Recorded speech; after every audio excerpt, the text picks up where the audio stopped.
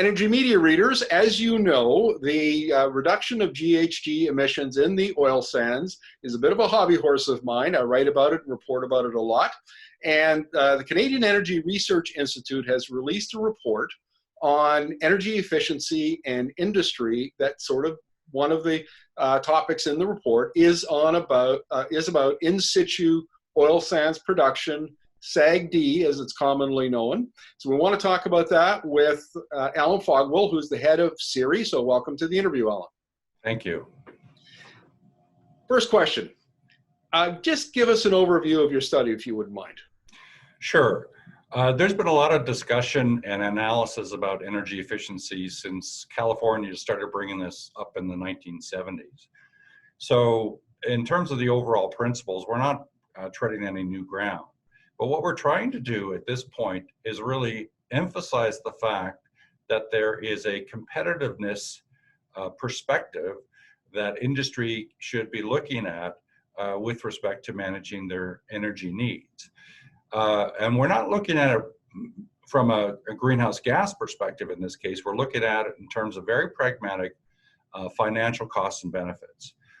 When we talk a lot about energy efficiency in Canada, some of this argument gets lost, where we start to talk about the economic benefits. So what does it mean for the overall system? How can we reduce the peak load on our electricity grids? How can we change the way we manage our natural gas systems in order to reduce the overall infrastructure costs?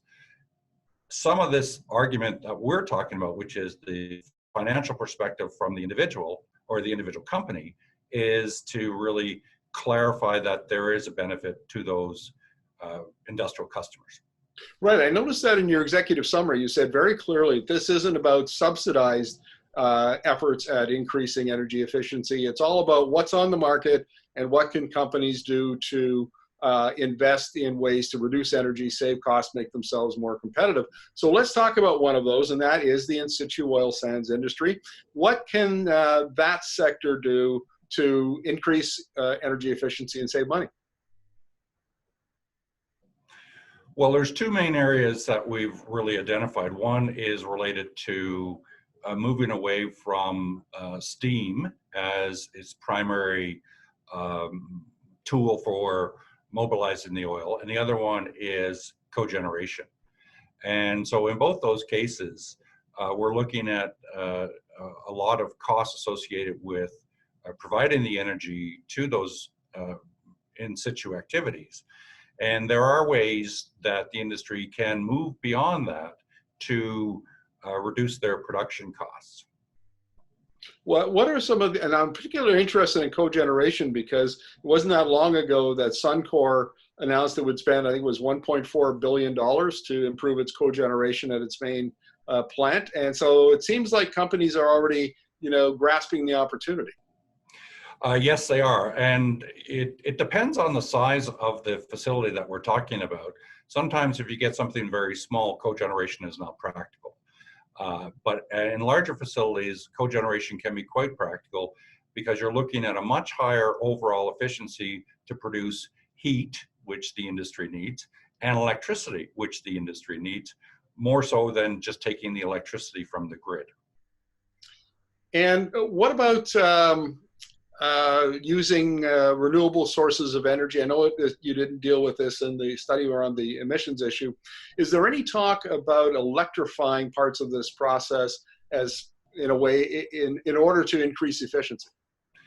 Well, there are, but there are costs associated with that. So if we're looking at competitiveness, at this point in time, the industry has been doing a lot of work with respect to trying to reduce their production costs. They've been doing that for years.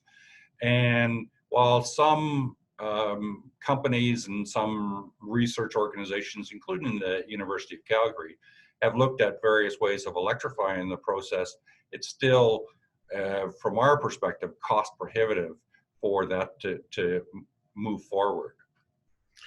What about replacing steam, of course, which you have to burn natural gas, and then that creates emissions and additional costs, of course.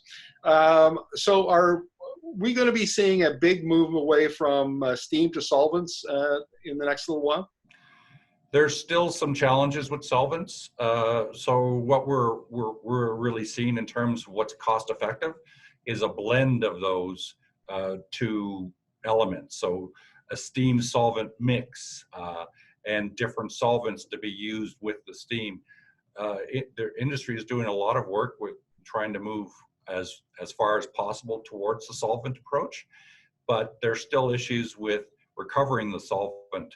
And if you're not able to recover and recycle it, that increases the cost. So again, we're looking at this purely from a financial cost perspective. And if it doesn't make sense from a financial cost perspective, you know, the industry won't necessarily invest in that unless they get some help from governments or utilities or whomever.